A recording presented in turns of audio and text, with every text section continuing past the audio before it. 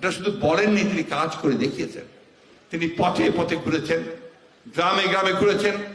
খাল খনন কর্মসূচি, যেটা এখন আজকে উচিত ছিল আমাদের সেটা নিয়ে আসা সামনে, একটা ঐতিহাসিক যুগান্ত করে একটা কর্মসূচি ছিল তার, যে বাংলাদেশে বন্যা হয়, খরা হয়, সেটাকে রোধ করা যেতে পারে একমাত্র যদি আমরা খাল খনন করে পানিটাকে রিজার্ভ করতে পারি, সেই অবস্থায় নিয়ে আসা।